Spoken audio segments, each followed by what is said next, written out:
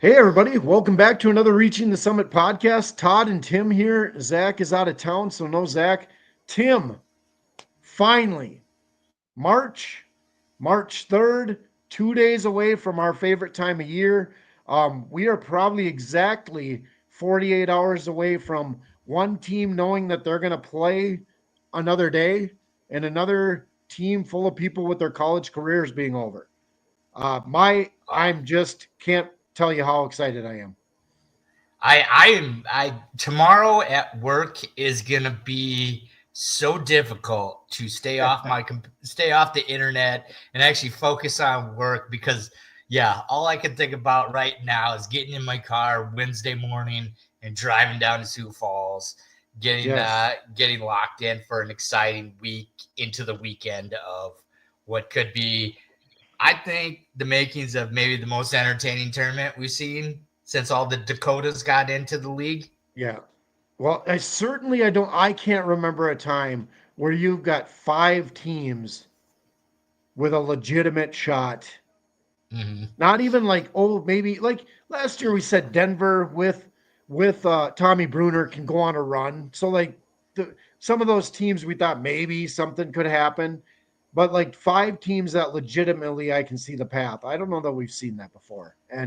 And so it's gonna be, and that's not even talking about one of the lower seeds that we aren't talking about knocking somebody off, because that always happens too, right? So yeah, what a tournament it's Yeah. going to be.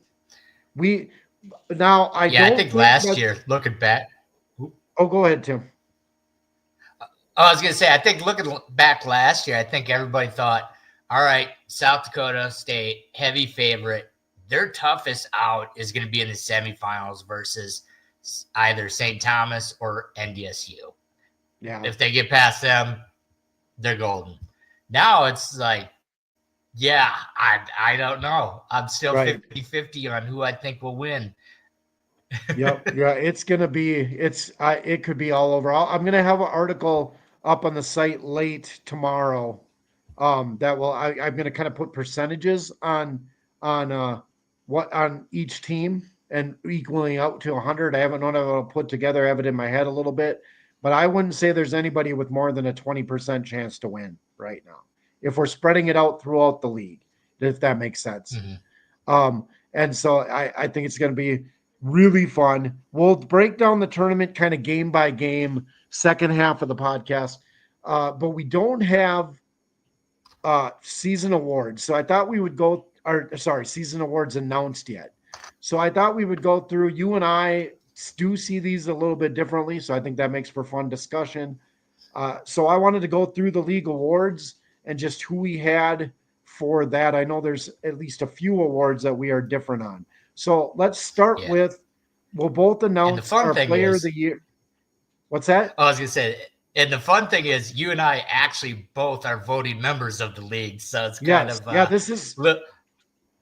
This this isn't is just a couple real. of Yep. fans. This is Yeah, real this is votes. this is real. These counted towards the the actual totals. And I'm going to tell you what I actually put in, and Tim will tell you what he actually put in. So let's start with player of the year. We'll both say who we got, and then we'll kind of go back and forth on why our player. So Tim, who'd you got for player of the year? I went with, and people are gonna hose me for being a homer here, but I Wait, wait, did wait. go A with jackrabbit? I did go with Oscar, Oscar Clough but the reasoning for that, and honestly, if Markel Sutton wins, I will be just as happy for him. I think both are very deserving of it. The reason, because those were my two finalists Yeah. for the MVP. Jackson Money obviously had a great season, great run, but I just think Oscar and Markel were the two front runners in the end. Um, Yeah.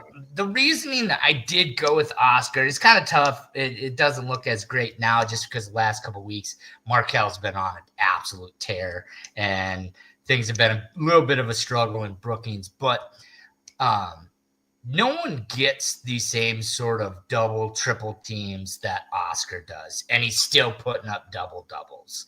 Like, Yeah. if you really have watched the games like you and I have, and most of the guys in our group, we've all seen it. Teams are completely selling out on Oscar and forcing those young jackrabbit guards to beat them.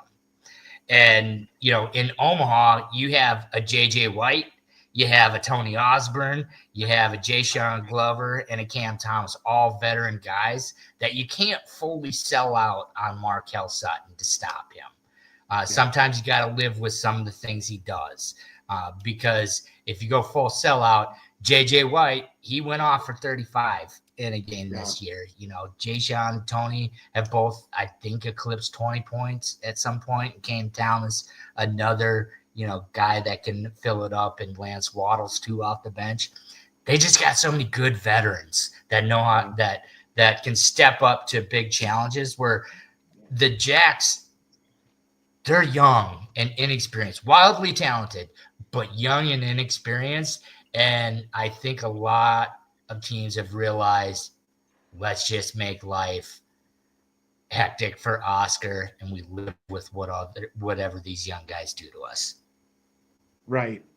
Yeah. And so I sort of your same thinking when it comes to the same two players are at the top for me. Jackson Money, I think, gives a strong case, but solid third for him, for me.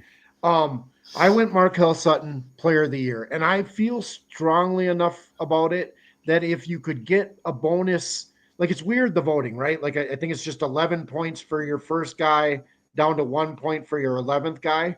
Like, it always seems weird that the guy you think is player of the year just gets one more point than the guy that was second in that. So if I could give a bonus point or something to Markel Sutton, I would. I think to me it was best player on the best team. That was the strongest argument for Zeke Mayo last year. And not that Zeke didn't have a great year, but there was statistically he was similar to a lot of guys, right? So like the biggest argument for him last year was best player on the best team. That is Markel. It isn't Markel's fault that the other players on his team are more veteran and good. And I think when you start to look at conference only numbers, and I'm going to get these off a little bit because I'm not looking at them on a piece of paper, but I think it was something like 21 points per game and 8 rebounds a game in conference play.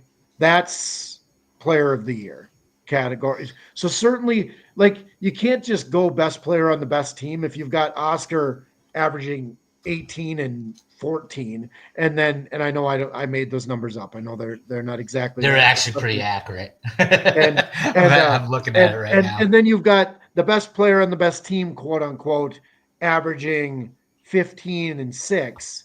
Well, that's not very statistically comparable, right? I think even though they're not as eye-popping, that 21 points and 8 rebounds per game is pretty darn statistically impact similar to Oscar Clough. So, and I'll be honest, like, I know it's player of the year, but in today's college basketball, they have a 3-year starter put on a show like Markel Sutton did. That gives a little bit over the guy that transferred in this year. Maybe not fair. I don't know if that's how you're supposed to, but they don't give you a playbook on how you're supposed to decide, right? And I think part of the fun part with these votes is everybody decides their own way. And I think that so, like, your argument is totally valid, totally makes sense. And I saw, like, just because it got published, Matt Zimmer had Oscar as well. Like, I'm not mad that that he got picked over. Now, if we had Zeke Mayo's numbers last year and the Jackrabbits finished third with William Kyle on the team, and Markel Sutton and Omaha did what they did this year last year, that I would be a little upset with. That I would say that shouldn't be the player of the year. That would be one of those times where, like, all right, all these people that say South Dakota bias are going, I'm like, wait a second, like, something doesn't add up right here. But I don't think that's the same thing with Oscar Clough and Markel Sutton. Like, Oscar Clough put up a season statistically we haven't seen. And not that in a very different way, but Tommy Bruner put up a season statistically that we hadn't really seen, but it was on a 7th place team. We're talking a team that if a 1 or 2 games go a different way, they're the top team in the league. The third place team by a game from first place. So it's not like if the Jacks he puts up those numbers and the Jacks finish seventh, I think the argument's a lot tougher for Oscar. Yeah. Because then how do you argue the impact on the court? Great numbers, but you still only won 6 games. Well, when you win 12 or 14 or whatever they ended up winning, that's a whole different argument. But Yeah. and sort of why And yeah, Jackson, even though the numbers are so impressive, Jackson's solidly in third for me. Oh yeah, absolutely. I voted him, as you said. For those that don't know it, just to repeat what Todd said, how they do it is, we pick 11 for first and second team. It's basically MVP and then a first team of 5 players and then a second team of 5 players. And the point structure is 11, 10, 9, 8, 7, 6. So it does matter where you place these guys because there's a point value. It's not just, I voted for this guy to be on first team and his, like whoever you voted 6 gets the same point as whoever you voted second or third. There is a weighted point value. Right. So it's very important where you place these guys in the voting. So yeah, no, Jackson was definitely firmly third with me. And I think you and I would agree on the next one. I feel like JJ White is a strong 4th place in this as well. Yep. Yeah. He was my 4th. Now, I don't know. I believe I put these in order as I was going in when I put them on the website because I can't look up my votes anymore. But I do have him next. And so I had him 4th as well. Like you said. JJ was the breakout player of the league. I think we all expected Markelle to step up and have a big season with Frankie gone because he had a good season last year. Like, I don't think people realize, I think he averaged like 14 and 7 last year. And so we expected that. But JJ White, man, if we had a breakout player of the year for returning guys, I think JJ would be the landslide victor for that award. Yeah, agreed. Most improved player. Somebody asked me that on Twitter, and I hadn't come up with an answer yet. It's JJ White. Yeah. And I don't think it's particularly close. Like, he became a first teamer from being a not even thought about. In that, I mean, he was the best. Guys like us know who he is, and guys like us talk about him play. Like, but I don't. When I say not even thought about, the casuals didn't know who JJ White was. You said, "Who does JJ White play for?" Right. A lot of people probably wouldn't have guessed. Right. But yeah, he was clearly the best guard in the league, in my opinion. Yeah. So here's an interesting that we weren't going to talk about. Now, we've kind of bantered it about. Is this Frankie Fiddler stays? They've somehow find money. They this good? We have talked about it behind the scenes. I don't think they have this year. I don't think they have the success this year because, obviously they're never going to say it out loud. But if you watch what they did last year, it was the offense was stagnant. It was literally give it to Frankie and go. Yeah. And if he kicks out, if he gets doubled or tripled, be ready for a kick out. But there wasn't really an offensive scheme last year. This year, there was an offensive scheme. You saw all these guys like really be energized and excited because their roles were going to expand. They did. They all stepped up in the moment. And this Omaha team not just did they have a great season, they were a really fun team to watch. Right. Like, if you really watch them, they were really entertaining to watch. And I don't think they do this if Markelle's if JJ's on the team. Yeah. Well, and I don't either. Especially the way it happened. I think they would have been better in non-conference. Like, Frankie Fiddler is a fantastic player. And I want to be real clear. I don't think this is either of us saying Frankie Fiddler was a selfish player or that he hurts team chemistry or anything like that. It just, they would have ran the same way. Yeah. And that wasn't as effective as this. And so No. whatever clicked after the non-conference or at the end of non-conference, I think they would have been better in non-conference and not had to dig a little deep to figure out how they were going to fix it. And Yeah. so what clicked there, I don't think clicks. And I think they're just, you can't add Frankie Fiddler and you're not going to finish seventh, right? No. They're I think they they're would in have the been a top. good team, but yeah. I think we're talking about them like we talk about North Dakota State if he's on the team. Like, Yeah. holy cow, this Yep. team is talented. They could really do some things in the tournament. It's too bad they finished fourth, that kind of thing. But Exactly. but Yeah, so and I who would think know? this I is mean, a better team. yeah, It's hard to explain, but yeah, there's just I think those first couple years they knew, Crutch and Kyan, they knew, man, to survive these first couple years, we do have to just play everything through Frankie as we yeah, add and get these other guys up to speed. And yeah, then when he left, I think it just, all right, we don't have to focus. We're going to have to do this as a team. And I think it just opened up so much. And I right. think they give a lot of those guys freedom and confidence. And you've just seen, I mean, Markel took his game to another level. J.J. White took his game to another level. Tony Osborne took his game to another level. Jay Sean Glover took his game to another level. And then they added solid pieces around those dudes. Yeah, yeah. That and so we'll move on from that topic and talk about the last two each of us have because I think we're different on our last two of the first team. But I will say it again. Nobody here thinks Frankie Fiddler wasn't a good teammate. I think they had loved playing with him. I just think it funny how that opened up the opportunities for everybody else. Mm-hmm. Yeah, Yeah, good player, 100% always agree. played hard. Nobody's saying anything the otherwise. I just think it doesn't. The magic of this season is different with Frankie Fiddler on the team. Yep. All right, your last two on first team. Who did you have?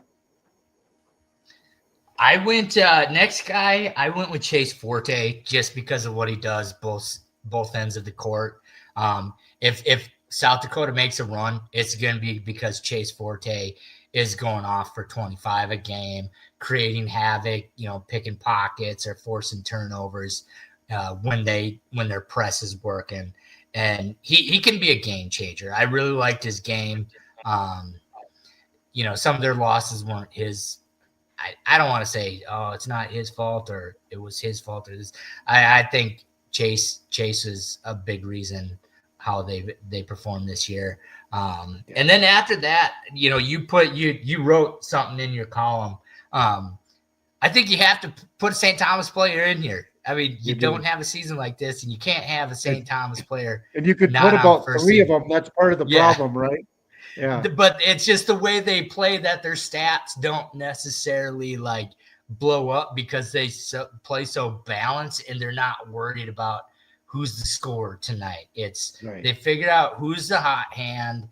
They take what the defense gives them, and then they figure out who the hot hand is, and then they play through that guy or two guys. It's usually two guys, two different guys each night.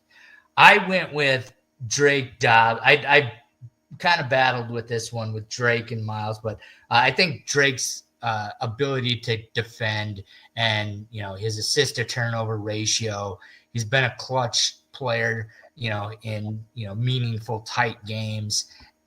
I just felt like he brings so much intangible wise that it may not show up on a box score, but I just feel like they got to have someone, and he's their leader. He's their most important player. And he's a good basketball player. This isn't, oh man, he works so hard. He's the glue guy. No, he's a good basketball player. He does a lot of different things. So I went with Drake as my final first teamer. Yeah.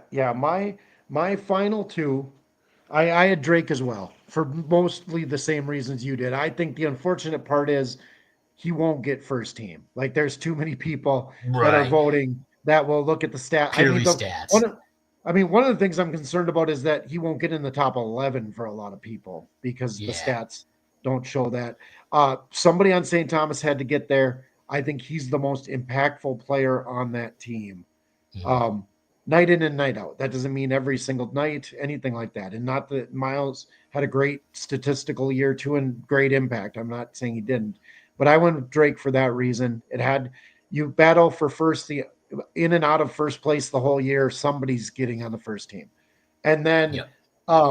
Isaac McBride tied for the league lead in scoring in league play, and he's a guy that I get where they finished. I understand. But he's not, he tried so much to not, there'd be halves he barely took a shot trying to get things going with everybody else. And then finally went, all right, I guess I better just score 22 in the second half because we need Yeah. points. Um, and he's a 4-year starter who's done this for 4 years. I, again, I understand that it's a 1-year award, but I'm going to tip my cap to a guy that's played 4 years in the Summit League, including after last year that didn't go real well. He still stuck with his team and put up real deal numbers. So he's first team to me. Mhm. He won't get there, I don't think. Some Forte probably will. And again, Chase Forte deserves it. I'm not saying Chase Forte doesn't deserve it, but I and I people can tell me I'm wrong on the way of voting when it comes to Isaac because of the 4-year thing, but to me that matters. To me that in a day and age where we're voting for half the people that have only played 1 year in the league, I think it matters some. And he was consistent. I know it hasn't worked there, but he again, I was poor Jace Townsend, who played just a couple years in Denver, and I use him as the example every time. But when things were bad in Denver, like Jace Townsend just fired and fired and fired. So great, he had lots of points, but that's just not what you get from Max. Max tries to sorry, not Max. Isaac. Isaac. But Isaac he's trying to make it work. It just isn't working. And yet his impact is pretty clear. I can't even imagine where that team would be without him. Yeah, and I can't argue against that. He's next up on my list. And I think if you look at him, he put up numbers. They were good numbers. They weren't, inefficient or No. reckless numbers. And let's be honest, who wouldn't take him as their starting point guard on their team? Right. Yep. He's a dang good player. He's pure truly as talent, good as anybody in the certainly league. Yeah. Yeah. Yeah. And so Well, who do you I got can't argue that. What's that? Who do you got for your next 5? Yeah, so I think we can go quickly through this. I went Isaac McBride, Jakari White, Miles Barnstable, Jamar Brown, and then he had a hot last month. I went Dre Bullock. He Okay. really came on Yeah. last month. And Yeah. I went with those guys. So I went Barnstable, Forte, who you had on the first team, Jamar Brown, Trayson Eaglestaff, who I think we can have plenty of argument. I could see where you put Bullock over Eaglestaff and Jakari White. My problem with Bullock was it just took so long for him to get to there. But it's sort of the opposite for Trayson. So, but as you can see with the theme, you play several years with your team, you might get a little bump in my book. I'm at least consistent, even if you disagree with it. I'm a little bit consistent on where that goes. It wasn't an easy vote this year. It wasn't. It was outside of those first 4 guys that we talked extensively about. After that, it wasn't easy. To put these teams together. The one guy on my second team that I think deserves first team is Chase Forte. Like he was so impactful, but I also looked at even Oscar, he was clearly my newcomer of the year. So it's like, he's got that. Like Chase Forte was my defensive player of the year. I shouldn't spoil that before we get to it, but so like if a guy was put higher on something like that, I was a little more wanting to spread the love to somebody else that was raised when the margin was razor thin in my book. Right or wrong, that's kind of how I went with that. Just some other names that I mentioned, and you can mention some if you think deserve some mention. DeAndre Craig with Denver deserves some mention. Tony Osborne for Omaha. Maybe the numbers don't quite show there, but like he's the guy, the energy guy, makes such a difference for their team. Kendall Blue with St. Thomas, Mir Pnome Yep. for North Dakota, and Isaac Bruns for South Dakota. Or I some was names just that gonna say, yeah, I was just gonna say Isaac Bruns. I would not be shocked. I would not be shocked if Isaac snuck in, um, yeah, yeah, because he had a great scoring year in the league, and yeah, I really like a lot of those picks. DeAndre, Isaac. I obviously didn't have Trayson on mine, so he'd be kind of an honorable mention guy.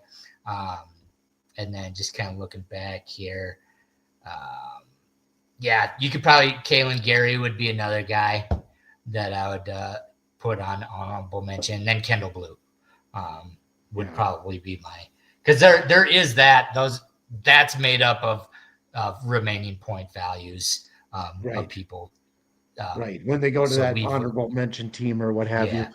Yeah. So I'm guessing a Um, mixture of those kind of those five that I listed, your five that you listed, a mixture of that will probably make up that honorable mention. all names that certainly deserve a tip of the cap should be. I just like mentioning them here because we're again a podcast for the whole league, and I don't want to forget the impact of a DeAndre Craig or a Yeah. Kendall Blue, guys that we've certainly talked plenty about as the years went on here, but have made this league what it is, and I love that they do an honorable mention team also just to make sure that these guys get a little bit of love that they deserve. Yeah, All right. absolutely. Who's your defensive player of the year? Another one that is not an easy pick this year. Yeah, I went with Chase Forte, Yeah. just because led the league in steals. He's man, you watch him play defense, and you're like, man, he makes defense look fun. Yeah. and And it's and I not mean, he's just just so steals. It's not just yeah, steals off that press, you know? yeah. He can guard. He's so good. Like one thing about that I talk about, like Drake Dobbs' defense. If there was, and we talked about it like a few weeks back, if there was a stat, and I don't know what you would name it, but surrenders, like Yeah. ball surrenders, like point guards bringing it up, and all of a sudden they just can't handle the pressure, and they surrender it to a teammate. If that Yeah. was a stat, like Chase Forte, Drake Dobbs, their numbers, Bob Giallo would those guys would have like insane surrender numbers. But yeah, going back to Chase, that's one. One guy that could be sneaky is Abdullah Fantakala. He was one of the Yeah. best shot blockers in the league. A guy that's going to be that will get some votes and Drake. But I did ultimately go with Chase Forte as my defensive player of the year. Yeah. Yeah. Yeah. What a lot of growth for Fontacaba. Had he played more, I think he might have found his way into that Yeah, award. But I had Chase Forte also, not just the numbers.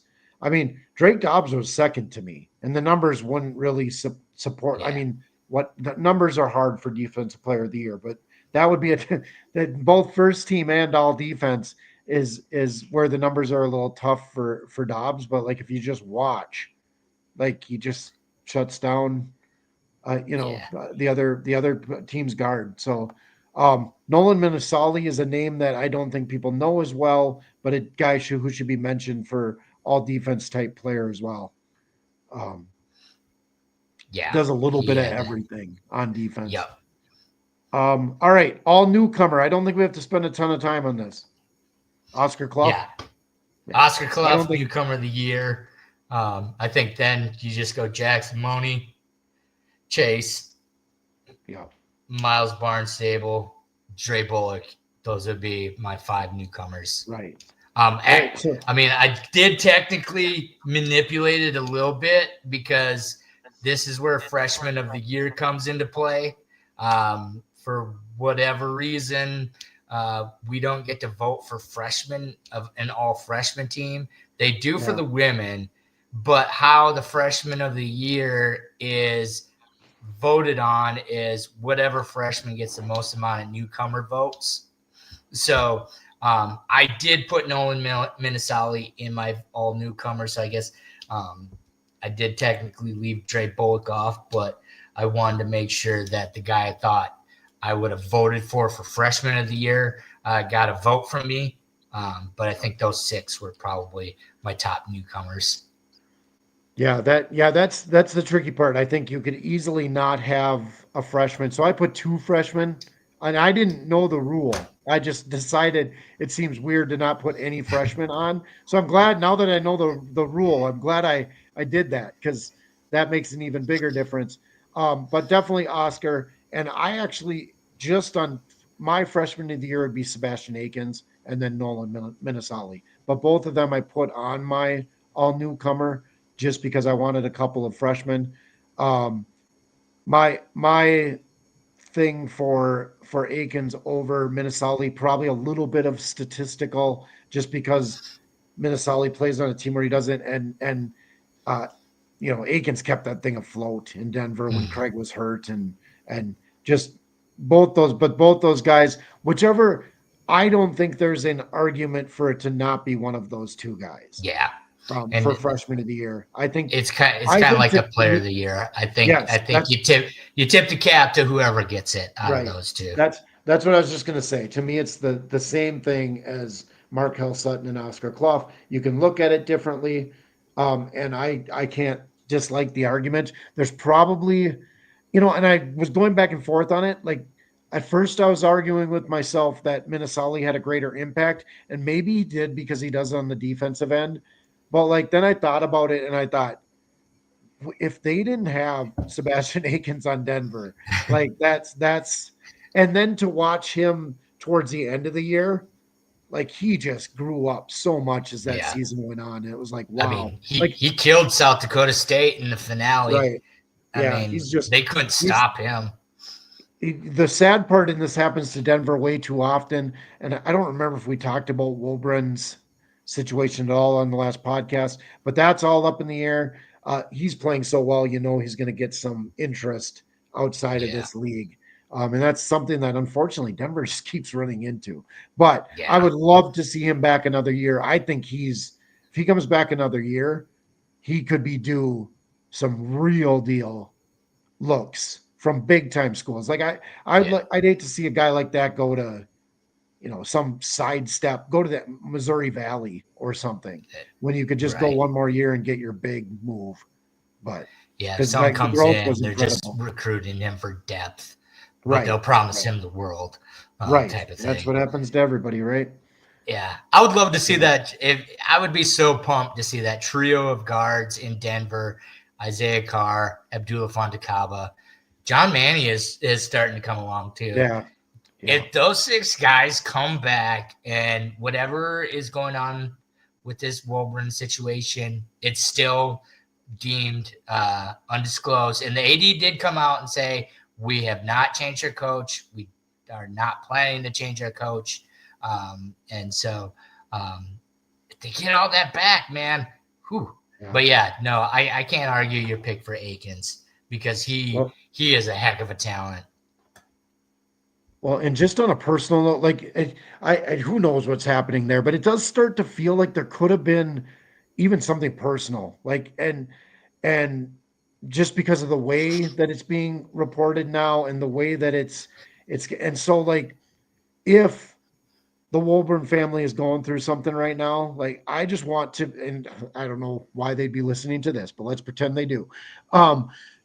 Like he has been so kind to us and so giving of his time and complimentary, and like we know where we stand in the college basketball landscape, and we just appreciate that we've never felt like we stand where we do when it comes to Coach Wilburn. Just a class person from everything that I've been around. So if there's anything going on there family related, thoughts and prayers out to that family because he's been a great guy to us, and I just hope everything turns out okay.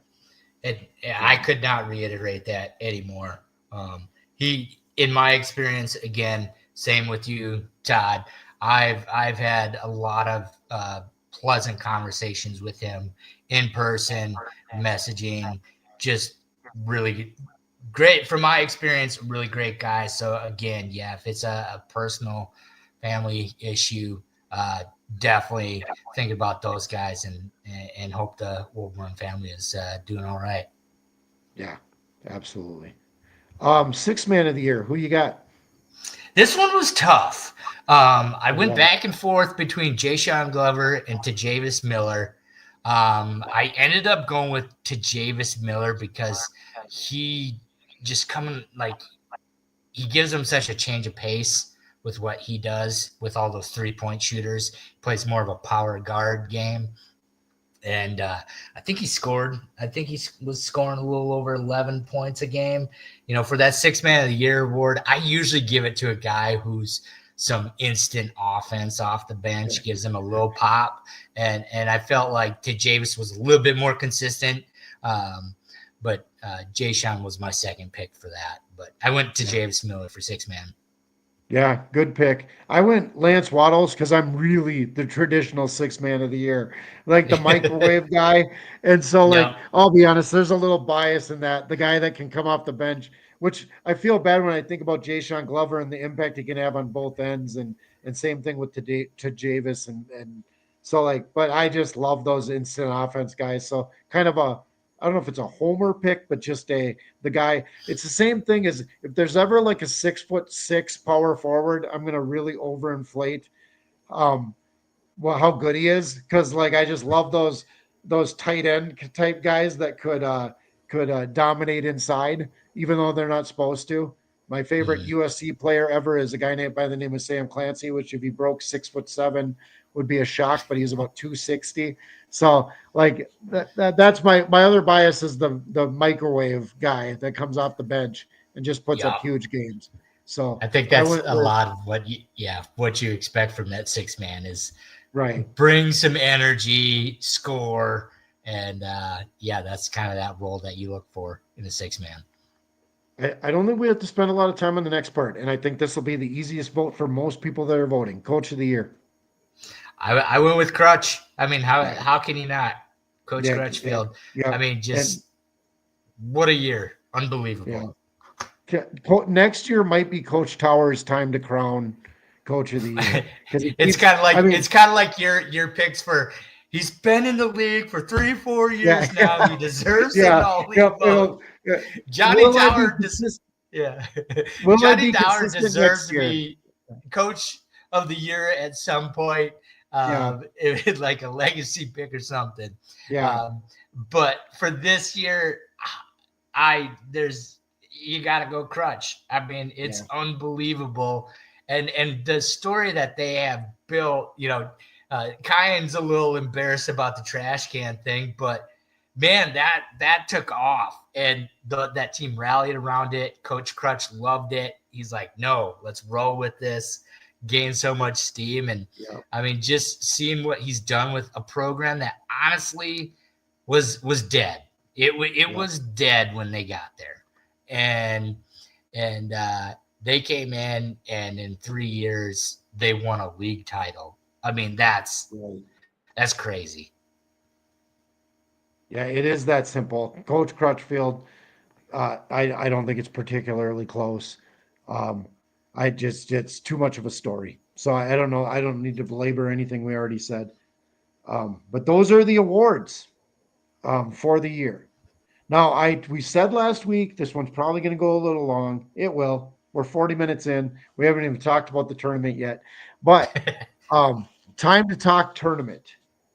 Now, well, I'll try to ask some questions around it, and we'll also kind of go game by game, but we won't spend tons of time game by game. I want to start with some of the questions that I think are worth asking. Um, let's start with if the top three have been kind of the top three all season, or at least most of the season once Omaha went on that run. Of those three, who's the most likely to be surprised in the tournament? Uh, Surprised to win or upset? Surprised to be Get upset. upset. I don't think any of them winning is a surprise. I'm going with that premise. This is not because I would say the same thing if the other two teams were in their seed. I brought it up in our chat. This is not against Omaha. I am waiting for KC to wake up. Yeah. And I don't think it's going to happen, but I would not be shocked if KC woke up and stunned Omaha. Again, I would say the same exact thing if St. Thomas was the 1 seed or SDSU was the 1 seed. Right. It's just KC is so much better than an 8 seed. They should have been a top 4 team. They weren't. I don't know what happened there. If they wake up, watch out. Well, KC is still by far the best defensive team in the Summit. Yeah. And like that's the tricky part, right? Mm-hmm. Like, and Jamar Brown is a first teamish guy. Like you watch him play, and he does everything. Mm-hmm. And then now Melvin Ibankali is starting to make plays down low. They have some down low play. Jason, like there's just again, I do think they'll win the first round. I do or play. Yeah. I don't think KC will win against Omaha, but I would not want to play them if I'm Omaha. And here's the other problem. I don't want to play who wins the 4 or 5 game either. Yeah. So like, it's kind of a raw deal being the 1 seed this year. Which is weird, right? I mean, I don't think South Dakota State and St. Thomas want to play each other either. Well, like one of them will make it, right? Yeah. And so I still think the most likely thing is Omaha wins both those games. Yeah. But it's not high. It's not like last year where I was like, well, 85% chance South Dakota State's playing in the final. Yeah. It's just not that. It's like a 50-50 thing. Yeah, it's a much deeper league this year. And if I'm Omaha, I want Oral Roberts to win in that play-in. I'm hopeful that Kansas City, whatever has plagued them all year, plagues them again in the play-in. And McBride goes for 40. And we play Oral Roberts in the first round. Yeah. And then at least because I don't want the gauntlet of Kansas City and whomever wins that 4 or 5 matchup. I just don't want it. And at least for South Dakota State and St. Thomas, they have to play each other if they both win, but one of them moves on. Yeah. And so I have the same pick. Outside of the top 3, who's most likely to win it? The 4 through 9. As they say, 3 guarantees in life: death, taxes, and Dave Richmond come March. Yeah. I think that's a team that they've stumbled a little bit, but they're very talented. In a tournament, sometimes all it takes is a dynamic duo to get hot and carry you through. And they have Jakari White to go with Jackson Money. Jackson is dealing with a wrist issue. No idea what the prognosis is there. I got the impression that it was just they sat him the other night for just precaution. But as long as that's not an issue, I think I wouldn't be shocked if Dave Richmond pulled some old magic out. Yeah. And as Brandon said in the chat, the greatest technician of any of the coaches in the Summit League. So we'll see if he's listening. But like you said, I don't want to just repeat what you say. But when I agree with you, I'm going to repeat it. And so like I think they're the team that is the scariest of the remaining 5. The lower 5. I'll dig down even a little deeper. 7 to 9, who's the most dangerous? Heck, let's go even deep. 6 to 9, who's the most dangerous? 6 to 9. So North Dakota, starting with North Dakota, Denver, Kansas City. Honestly, I'd probably stick with Kansas City of those teams. Obviously North Dakota. The thing about North Dakota, why I don't pick them to get a make a run. I could see them shocking first round, get a shocking first round. But if you look back, their game against Bama, where they played out of their minds and went to the wire with them, they beat South Dakota State, they beat North Dakota State, immediately laid an egg Yeah. right after Yeah. those games. So I don't see them making a run. Could they win their quarterfinal game? Yeah, but I don't see them making a run. Yeah. But yeah, Kansas City, if they wake up, watch out. Well, and Kansas City is the type of team that they win that. Let's say they upset Omaha. Well, then they go up against North Dakota State or South Dakota. Like they just muddy it up so much. You turn that into a grind for either of those two. I mean that's where Kansas City can get real dangerous there too. Yeah. I actually think now you maybe convinced me out of this as you were talking, but I actually think it's North Dakota. Um, I do like the pieces, okay, and they've at least shown flashes. Kansas City just like at some point we got to quit saying that Kansas City could wake up. Like I don't know, like that's going to happen in the TBT or something at this point. But Right. um, but so like there's that, and then I am a little worried. I'm not predicting this happen, but like I did not like South Dakota State without Owen Larson. Ooh, That was a rough couple of games. They won one, that but was it just didn't look nearly as crisp. the the thing is when you take him out of the equation, everybody's really good in their role and position.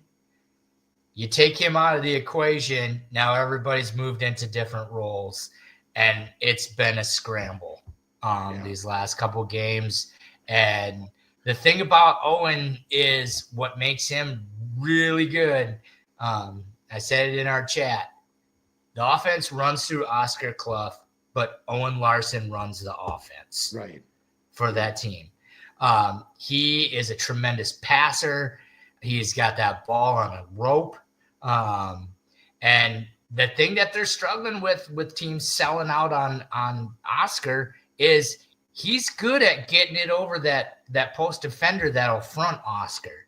That's Right. a really hard pass to make that I don't It think is. people realize is getting that lob pass in when a defender is fronting a post. And he Right. can do that. His shooting and his defense. That's a huge loss. Yeah, I think we're seeing that he, outside of Oscar, might be their most important player. And Yeah, Joe Seiler, I think, has been trying a little too much, a little too hard. Like you don't have to try and take all the shots or make something magical happen. So maybe a week that took these a few days to settle down and maybe reorganize, but I don't know. We'll see. Yeah, well, and what was clear to me too is just none of the other guards are fit to just step into that role. Like they're just not. And not that Right. they're not competent ball handlers and competent passers. They're just not. It's you see the difference. You just see the difference. Yeah. And They're that I good. don't They're think, good at. Oh, keep going. Sorry. no, go ahead. I was gonna say we're on a little bit of a lag in our chat Yeah. here. I I think those guards. They're all really good in a pinch to move into the point when Owen's on the bench. I think having one of them have to play the point for 25, 30 minutes, different story. Yeah. Yeah. Yeah. The one thing I think they have going for them a little bit is I don't think they can shoot as bad as they've been shooting. So like that can fix, but the lead guard thing isn't going to get better in a week. I don't see that. Um, uh, I think the path for St. Thomas just got a little bit nicer. Yeah. So let's go game by game and let's see if we've got any upsets. Like you and I'll just pick through the bracket, and I do reserve the right to change this by the time Wednesday rolls around. But we'll start with, and we'll just say who we think's going to win each game, and go from there. So the play-in game, Kansas City and Oral Roberts. I have Kansas City. I'd be kind of, I'll editorialize a little bit. I'd be kind of surprised if Oral Roberts wins that one.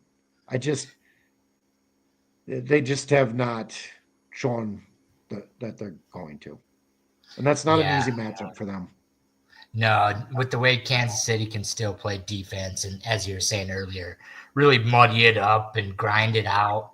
Um, that forces a team like you to just jack up shots, that aren't Yeah. great in rhythm shots, and that's where they really get in trouble because they don't rebound very well. No. Where Kansas City can rebound pretty well.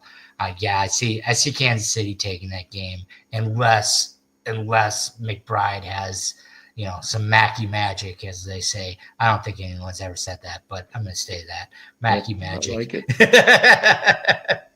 it. Which he possibly could, but I see Kansas City winning that game.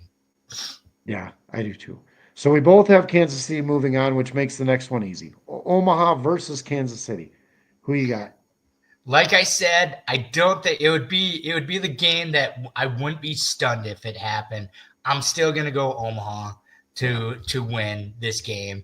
They've played so well. Yeah, they tripped up at Brookings and St. Paul, but who doesn't? St. Paul's or St. Thomas is on an 18-game home winning streak. Brookings or South Dakota State 16-1, I think, in their last 17 or something.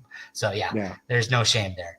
They've just been playing so well, and man, they got a veteran squad. It just seems like they're going to keep this rolling.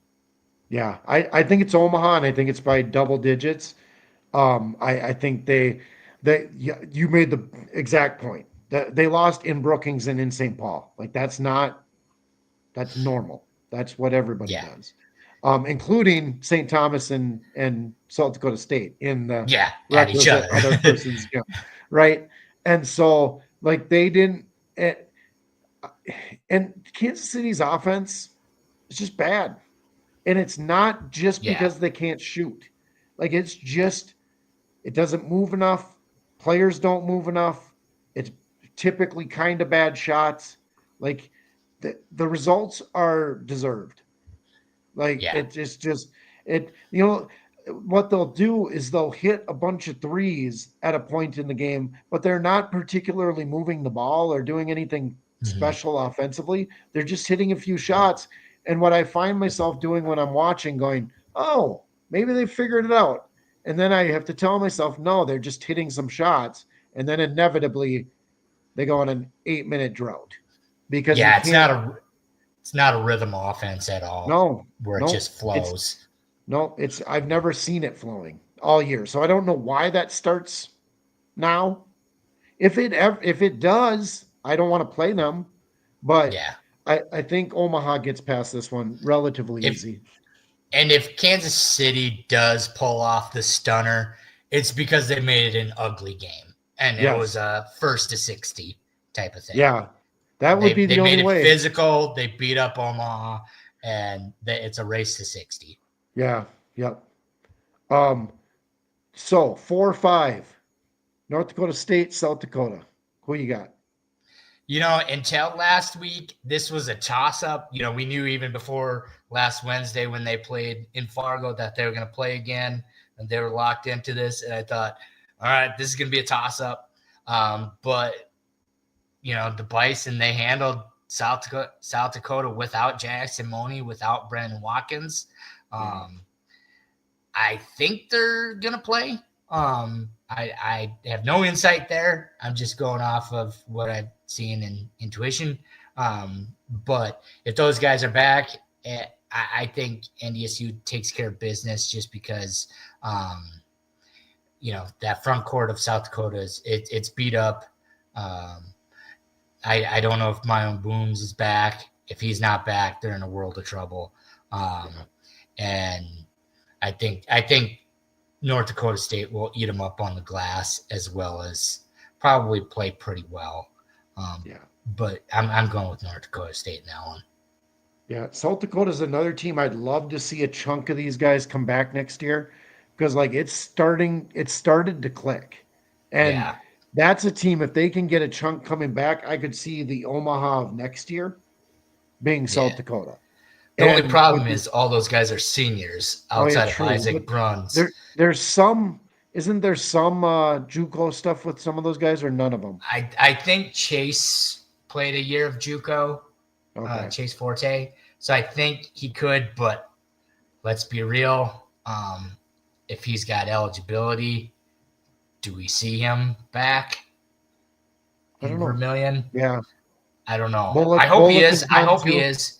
To be full disclosure, I hope all our guys that do somehow get an extra year are back. But the reality of what we know and see, we'll see. Right, Who knows? right. Well, and I mean, if you get an extra year, I mean, some of these guys may just go play pro basketball, like Yeah. at some point. Um, it, I think the front court is the issue for South Dakota. I mean, that style can get you a win. I'm not saying it can't happen, but I think that just not a great matchup with Feddersen and Moni. Now the caveat is if Moni doesn't play, Yeah. that's that's a whole different thing. And I again will go with Dave Richmond in March. Like Yeah. this is a game I would have them anyways, but especially all St. things. Thomas is his kryptonite, and they aren't on the same side of the bracket. So, No, they're not. you know, Um, St. Thomas, Denver. I don't know if we have to spend a ton of time on this one. I just that Denver has done some plucky things, but St. Thomas isn't the type of team that a team with limitations does plucky things against. yeah. I love this Denver team, just how hard they've played through everything they've done, and they're finally healthy. Um, and unless those two guys, just those two twin towers, shut everything down at the Yeah, rim. Um, and but Isaiah yeah, Carr's looking good.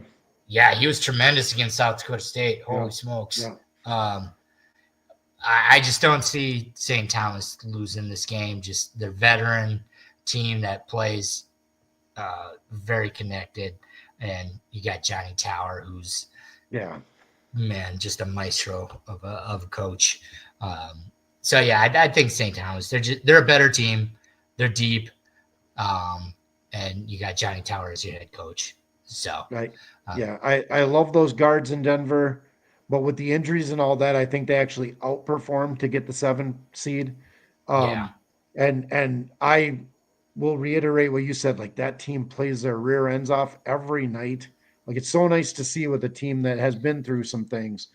But St. Thomas is just so crisp and so they're going to be ready. They're going to be set. This one looks like another one that gets to be double digits and get over before we have to worry too much. yeah. Um, North Dakota and South Dakota State. I'll start on this one. This is my shocker. North Dakota takes out the home team and North Dakota with the win. You said it earlier, like they have fired some big bullets, including in Brookings. Um, that I could see them coming up with one here.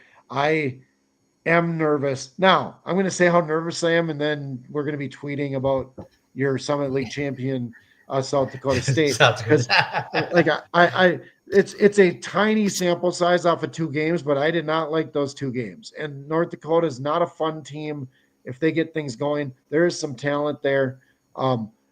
That I could actually see the crowd being something that North Dakota kind of uses to like let's show people kind of thing. And they've got some real talent. Um, at the front court is North Dakota's issue here. But we've seen Mara play much better, and so we're starting to see some front court play, adding in with Kulahovic. But I think North Dakota shocks in this one. I think this will definitely be the closest of the 4 quarterfinal games. Hmm. I still do think South Dakota State finds a way. I think this is a game where Oscar goes for 25 and 15. You know, Yeah, I agree with and that. I think it's one of those games, and maybe and Joe and Kalen and Jaden figures just enough out, and then Stoney has one of those 10-8 games off the bench um, for them. Stoney's going to be the X factor in this game, I think, Yeah, for them because they're going to need his size and athleticism to guard some of those big guards and wings of North Dakota um, with Owen out. yeah, Because Jaden's a tremendous defender, but he's small. Um, Long arms, but he's small. And Joe's not really a defender. So he'll be a nice factor. I do think South Dakota State does edge out. They get some crowd behind them. I think Oscar goes for one of his monster double games. If North Dakota had a little bit better rim protector, I'd maybe reconsider. But I do think South Dakota State edges them in a very close game. yeah, yeah. The front court is the biggest issue in this matchup for North Dakota, but I actually think the back court might favor North Dakota, and so it'll be an interesting. If Eli King Eli King's had some games this past few weeks, 3-4 weeks, where he's just turned it on, been a menace, created chaos. If he comes into Sioux Falls and plays that way, then South Dakota State could be in a world of hurt because one of their big Achilles heels is turnovers. They turn it over more than anybody, and they get killed off of that. I think Denver scored like 28 points off of turnovers in that game on Saturday. So if Eli's doing his thing, remembering the type of player he can be, this could be trouble. But I think that's quarterfinals. They South Dakota State finds a way, mostly through Oscar. Well, and I could even see like North Dakota being up 13 at half, and then South Dakota State just clawing back and winning it in the second half. The three ball, they have the three Yeah. ball. If they get hot, it can turn on a dime. Yeah. Yes, it can. And like I said earlier, they just can't shoot. Like they can't keep shooting this bad. Like it just can't. I mean, good looks are just not falling for them right now. And so if they can get any of the shooting back, then Oscar's a real problem because you can't if North Dakota can somehow keep Oscar to 10 or less shots, that's the game plan, right? Yeah. To try to just and then if you get beat by the outside shooting, but that you'd think that's the way. Just double you have to sell out on him. Yeah, just sell. Keep doing what everybody else has been doing the last 2-3 weeks. You sell out on Oscar and force those young kids to make plays. Yeah. All right. So we've got a Omaha North Dakota State matchup. I'll start. You know what? Omaha Magic. Some sort of special trash can celebration is being set up for this one. They move on to the championship. The magic continues. I agree. I like Omaha's team better. They've played better. They're more consistent. The duo versus duo. I think lately JJ White, Markel Sutton's been a lot better than Jakari White and Jackson Money.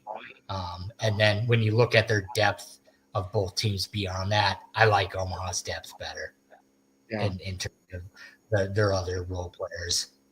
And Jackson, so I got Omaha.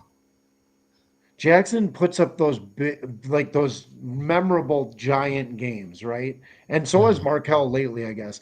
But he feels a little easier to get off his game than Markel Sutton. Markel just seems to let it come to him. JJ White is a complete point guard. Like, yes, he can score, but he just runs the offense. And the reason that North Dakota State is fourth and not first or second after that great non-conference is you get past JJ to Javis and Jackson, and it's just not enough consistent performance. I can name No. you 6 guys on Omaha that give you it every night. Yep. And Yeah. so, Noah Federson just kind of the same as last year. Didn't quite take that next step. Yep. Um, and then some of the newer guys like that. That said, can Watkins or Miller or somebody carry 5 threes? Yeah. So like some of those guys can, and Jakari can have a giant game, right? But Mhm. it's so reliant on that outside Too ball, reliant on the three at times. and that I mean we've got plenty of teams that have made it to NCAA tournaments because those were falling. And out of these two teams, if there's a team to go upset somebody in the NCAA tournament, it's actually North Dakota State, not Omaha. One, they get a better seed just based Yeah. on net. And that is the type of thing in an NCAA tournament team when they're not prepared. You got the inside guy making plays, and all of a sudden they're burying 15 threes. But so like I but I just think Omaha, I think this is a good matchup for Omaha. Yeah. Even though we It'll be spent the earlier part talking about how Omaha was in a rough draw, and they are. I just think they win this. Yeah, I think it's gonna be a fun game. That duo, their duo, uh, JJ and Markel versus Jakari and Jackson is gonna be a fun one to watch. It's just whose secondary players show up, and I just again I don't get me wrong, I love NDSU's team. I think like you said, of all the teams that could get an upset in the March Madness and probably pick them when they're on just because of their 3-point shooting to go with those 2 stars that they got. Because that's what they did when they beat Butler. I mean, they're shooting lights out, Right. that kind of stuff. But yeah, I just feel like Omaha takes this one. They're just playing like a veteran group that is on a mission. So we'll start with your two, St. Thomas and South Dakota State. I mute your mic, your volume, alumni base, please. If this matchup happens, I just see those veteran St. Thomas guards eating up that South Dakota State backcourt. Yeah. It's just without Owen and the turnovers, St. Thomas is as good as anyone turning you over and making you pay for turning it over. And I think that will show itself in this matchup. I think Oscar is going to need a big game, but Carter Bjerke has been tremendous in this last month. He's been a lot more physical. They've won some gritty games that weren't always pretty, and I think that's a huge testament to their team growth, St. Thomas wise. I just think the veterans of St. Thomas, that guard core, gets the best of the young South Dakota State guard core in this matchup. Yeah. And I would have North Dakota taking on St. Thomas, and I'm just waiting for the time that North Dakota does it twice in a row. So if I pick Yeah, them to beat South Dakota State, uh, and they don't. One of the things that South Dakota State has going for them against St. Thomas is that Oscar Clough is a really tough matchup for them, but they need the guards to get it to him. Like who beats up St. Thomas down low for North Dakota? Like that's the and the yeah, guard matchup here is I think North Dakota has a little bit of an advantage over South Dakota State. I don't think they do here, and so like now this isn't a good matchup for North Dakota. I think this is where it no, would end for North Dakota, which would lead us to well, we might as well crown Omaha because it doesn't matter what happens. This is the yeah. we will rename it the Zach Dosh worst nightmare bowl if Omaha and St. Thomas play each other in the championship because no matter what happens, and that would be a kind. I mean, that part would be a bummer, but St. Thomas wants to go out and win that thing to prove a little bit of a point. And I don't Yeah. think Omaha wants to lose it either. So, I like don't we think Omaha say, it wants an doesn't matter. asterisk. Omaha doesn't Yeah. want an asterisk No, next to Omaha their doesn't want to be name. the first team that had to slip in because somebody else won the tournament, right? Yeah. And they don't want to be a trivia question. And so we'd have Omaha and St. Thomas. Who wins? This is where it gets juicy, and I'm still going back and forth because when they played down in Omaha, um, Omaha kind of kept St. Thomas at arm's length a little bit, literally and figuratively, just with their Yeah. length. They really did well with their length. When they're up in St. Paul, St. Thomas, they found those driving lanes to get their offense going. They were knocking down some shots. Defense was locked in, and they kind of kept Omaha at arm's length. And so now we're on a neutral site where we'll see whose fan base shows up more, and we'll Yes. see what that South Dakota fan base, who do they cheer for anybody, or do they just show up and watch a good game? Yeah, there's like when you look at them on the court, like you're gonna pick Omaha 10 times out of 10 when you just look at both rosters because they're just bigger, more athletic, longer. But St. Thomas, they just play a style that you can't replicate in practice, and they're experienced together. So I don't know. I think that's going to be a doozy of a game. It's going to come down to, can Carter Bjerke, can he give just enough? Like, I'm not expecting him or Rich to go toe to toe with Markel by any means, but can they give enough to where, because those guard cores are going to go back and forth at each other.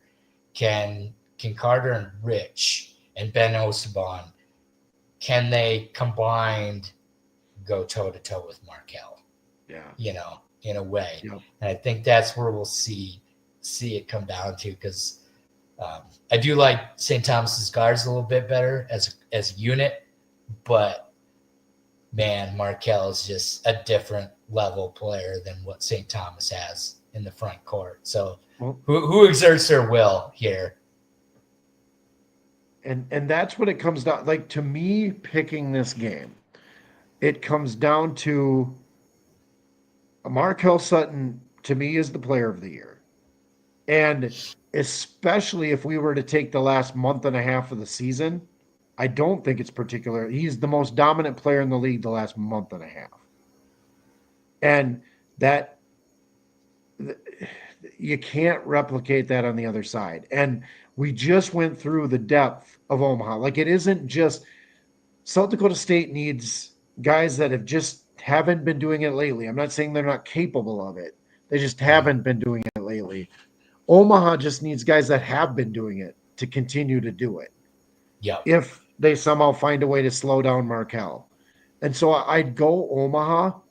I actually, like, my heart kind of would want it to be St. Thomas because for the league and for what we do, like, it gets this spotlight shined on this little engine that could. I don't want to make it seem, but like the former D3 team that the mean old NCAA isn't let play in the tournament. And so, like, I think that's a rule worth getting some shine to it. I have a tough time with that rule altogether, but I think Omaha wins it. And I do think it's a challenge to both those fan bases. And here's where I'll personalize the challenge a little bit. Both you and I are making the trek from where St. Thomas's fan base is to the Summit League tournament. Nobody pays us to be there. We get to sit close. That's our only perk. They feed us. That's about it. They do feed us. That's true. They do feed us.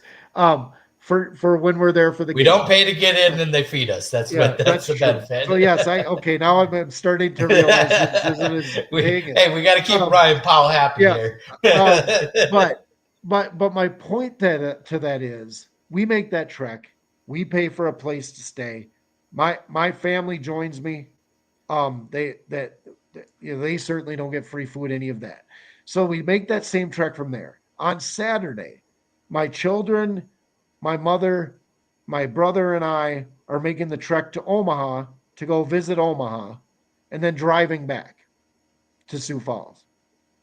If I can make those trips in one day to Omaha fans for your first time to celebrate your team going to the NCAA tournament, we don't want to see 150 of you there.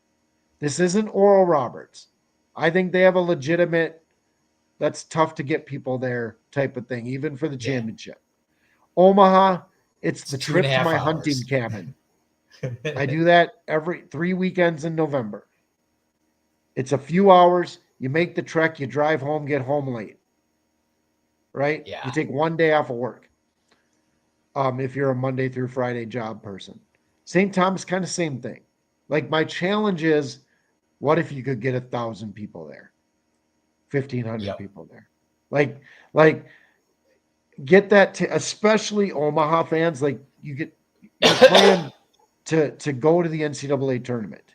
How you don't even know when that will happen. If you're going historically, it's never happened before. Or at least you've never made it. Right? And so my challenge to both those fan bases is start the tradition this year. And now that it goes a Wednesday through a Sunday, like it's a little easier to at least make it for those last 2 rounds. Yep.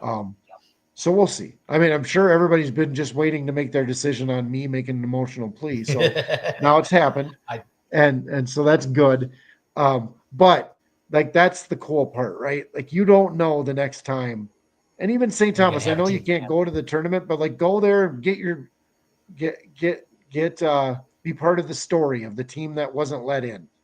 Exactly. I was just gonna say that. Be a part of, like, what if they win? You know, and it becomes a national headline.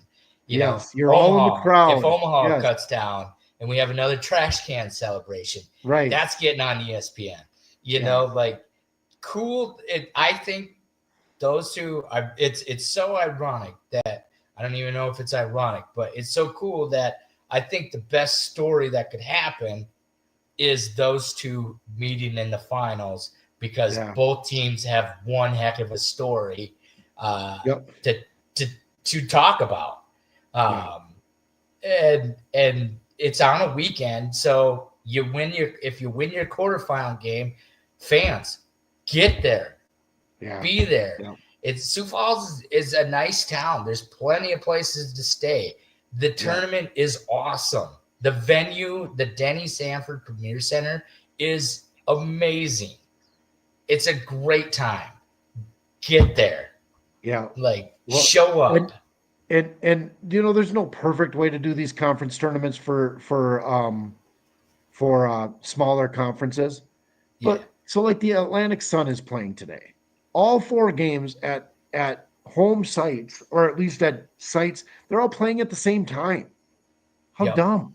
Like like you don't even get to see, like it just doesn't, it's not the same. Like, and everybody knows my opinion on the tournament. I love it as is. But the thing is, why I love it as is, because we know when it's going to be every year. You can plan for it. You can set up. Granted, you and I watch the whole league, so we have relationships with teams, and we're happy for whoever wins. So it's a little bit different, obviously, versus someone who's there for one team. But it's such a cool experience, and it's a great event. And it's just like, who knows? Look at Omaha's roster. We don't know if Markel or JJ are back next year. You know that we don't know if that JUCO rule will stay in effect, and if it does, are they still back? So we don't know if this Omaha team, what they'll look like next year with what they lose. St. Thomas, same thing. They lose some veterans that are game changers on that team. Who knows what they'll look like next year? Yeah, exactly. Yeah, I mean, my children think Sioux Falls is like Orlando. Like they think it's like they think they look forward to it every year. Like that is if this podcast never happened for me, like that was the whole point of getting a Twitter thing going, was to bring them. So I had no idea any of this was going to happen. I still didn't even understand why it still happens. But there's literally a hotel across the street from the arena. Yes, it smells like chlorine. It's got a great water park though. But they got a water park. The Ramada Yep. Inn, I think it's a Ramada Inn, has a water park. Yeah. And it's just like there's plenty of things to do. And so yeah, get there. Yeah. Get there. We won't even talk the location and why it's in the same location. Because we don't want to get that going. But the Sioux Falls is great and the tournament is great. So if anything, I mean, if it were those two teams, it's driving distance on a Sunday to get out. And it's an easy drive. Watch. Yes, it is. Not exciting, but easy. Yeah. Not exciting. It's 169 to 60 to 90. It's super easy from the Twin Cities. From Omaha, it's literally get on I-29, set the cruise at 80, and you're there in 2.5 hours. Right. Yes. Yeah. And I am not lying. We are making the trek Saturday morning to Omaha, going to the zoo and driving back. And maybe whatever else we do in Omaha, because we talk about it every year. So I am not lying that I will make the trek to Omaha and back before the semifinal games. That's funny. So if I can do that, you can too. But regardless, our favorite time of year, we'll have to do a podcast to end up the year. Sometimes we end on this one, but we'll have to end up the year. And there is a little bit of talker, some Utah schools potentially joining the league. We'll have to get a couple of off-season ones this year. I'm not going to lie. I don't mind taking a pretty extended break after the season because I just do. But I think we'll get a couple going, and Tim and I will try to figure out. We're both going to be at the tournament, as we've said, so potentially some lives and some different things like that. We just got to figure out logistics of some of that. Yeah, absolutely. But so this won't be the last time you hear from us, but it may be the last podcast. It might be more lives and things like. Did a couple of lives last year during maybe some short videos or something. Yeah. So stay tuned. We'll keep you updated on Twitter. And join the bracket challenge if you haven't. That's go to the Twitter handle, Reach Summit Pod. The directions are there, but a lot of fun. We'll give away free stuff. And we had somebody pick 8 for 8 on the Reach Summit picks. So we got somebody won a quarter zip there too. So giving away a few things, but otherwise, don't get last like our buddy Garrett did, because we will make fun of you. We will. And it's been saved. I was amazed that JB kept that from last year. It is memorialized at this point. You're our boy, but dead last. We have the top 5 and then dead last. So we had. I won't say the title that JB gave him, but it was pretty hilarious. Yeah. We're a family podcast. Tim, we're going to avoid this snow. It's just going to rain. It's not going to get icy. Manifest a safe drive. Manifesting it into existence. If either or, I'm leaving at like 8 a.m. and just begging the guy on the Airbnb to let me in early. Because if I have to go slow, we'll make it there. But we're 2 days away. We'll see you there. Can't wait. Look forward to it. And if anybody's around, come down to the if you listen and you listen regularly and you're at the tournament, we're down in press row. Come on down and say hi. They won't let you down there, but like yell, say something. Like we'd love to chat with a few people that listen and just thank you everybody for listening. So we'd love to get to know some people and maybe we'll go for beers with you or something. But absolutely. All right. Well, see you in a day and a half, Tim. Safe travel, sir. All right.